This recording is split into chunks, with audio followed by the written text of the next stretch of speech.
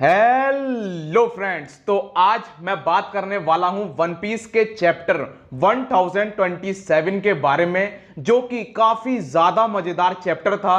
तो आइए फिर शुरू करते हैं। काइडो और लूफी टकराते हैं, जिस वजह से बादल फट जाते हैं, मौसम एकदम साफ हो जाता है। और मोमो जब ये सीन देखता है तो उसे याद आता है कि ये सीन मैंने जब देखा था, जब व्हाइट बियर्ड और रॉजर आपस में टकराए थे।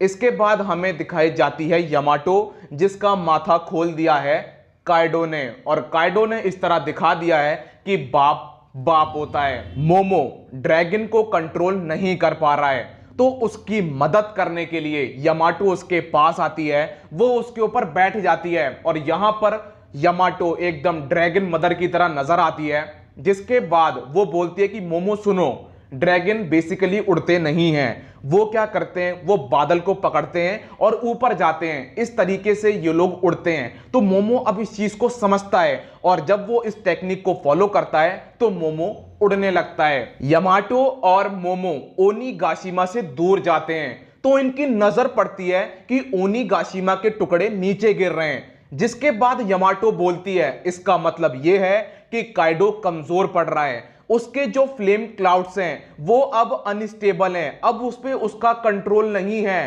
तो इसका मतलब कि ओनीगाशिमा कभी भी गिर सकता है। जिसके बाद मोमो बोलता है कि मुझे इसे रोकना है, क्योंकि 5 मिनट के अंदर हम लोग फ्लावर कैपिटल में पहुंच जाएंगे, और अगर ये वहां पर गिरा तो बहुत बड़ी दिक्कत हो जाएगी। यामाटो बोलती है दिक्कत नहीं होगी, तबाही मचेगी, क्योंकि फ्लावर कैपिटल में वेपन्स रखे हैं, बारूद रखा हुआ है, और अगर ये ऊपर से नीचे गिरा तो समझ लो सब कुछ तबाह हो जाएगा।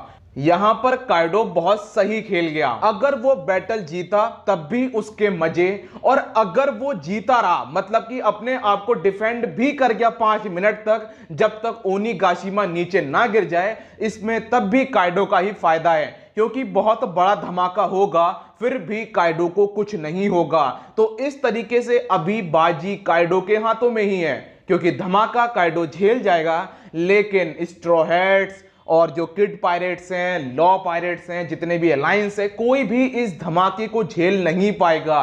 क्योंकि ओनीगाशिमा जब ऊपर से नीचे गिरेगा तो बहुत बड़ा धमाका होगा, वो एकदम जायंट बॉम्ब की तरह धमाका, बूम, सबका काम खत्म।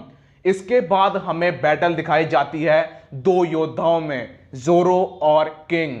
जहां पर किंग पागल हो चुका है, वो अब बिना एम लगाए हुए अटैक कर रहा है। वो किसी को भी नहीं देख रहा है कि मेरा अटैक किसको पड़ रहा है किसको नहीं पड़ रहा है। उसका दिमाग खराब हो चुका है, क्योंकि जोरो ने उसका मास्क फाड़ दिया है, जिस वजह से वो एकदम बौरा गया है। और वो एक ऐसी लात देता है जोरो में कि जोरो एकदम फ्लाइंग जेट बन जाता है, लेकिन फ्रैंकी जोरो को कैच कर लेता है। इसके बाद जोरो बोलता है कि किंग तो ताकतवर है, लेकिन उसके मन में एक और ख्याल भी आता है कि मैं एक योंगो के कमांडर से टकरा रहा हूं, तो ये मजाक तो वैसे भी नहीं होने वाला है। अब बचे हैं मैदान में दो ऑल स्टार, किंग और क्वीन। मैं चाहता हूं कि ये किंग और क्वीन जोरो और सांजी को एकदम उनकी लिमिट में ले आए, उन्हें एकदम रगड़ दें, भाई मजा आ जाएगा। मतलब इन दोनों की बैटल एकदम फाड़ होनी चाहिए। जब ये लोग अपनी लिमिट पर आ जाएं, कुछ भी उम्मीद ना बचे, फिर इनका पावर अप हो, भाई देखने में मजा आ जाएगा। क्योंकि अभी तक जो बैटल देखी है वो तो खत्म हो गई चलते ही, लेकिन मैं चाहता हूं कि इन दोनों की बैटल लंबी चले, और ऐसा लग भी रहा है कि इनकी बैटल बहुत ज्यादा ओपी होने वाली है। फिर किंग एक अटैक यूज करता है जिसका नाम होता है टैंक या डॉन डिवाइन रेड बो, और जोरो यूज करता है सेंथोरियो अल्ट्रा टाइगर हंट।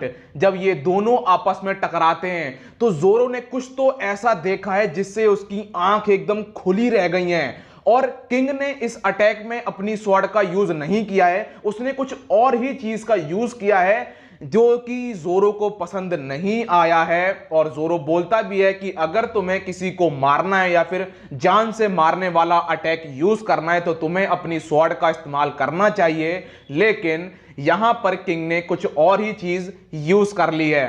दोस्तों मांगा बहुत बेहतरीन चल रही है और नेक्स्ट चैप्टर, उससे भी नेक्स्ट चैप्टर, मतलब अब बहुत ही ज्यादा ओपी मांगा आने वाली है। तो मिलता हूं नेक्स्ट वीडियो में, जब तक के लिए अपना ख्याल रखिए, कोरोना से सावधान, गुड बाय।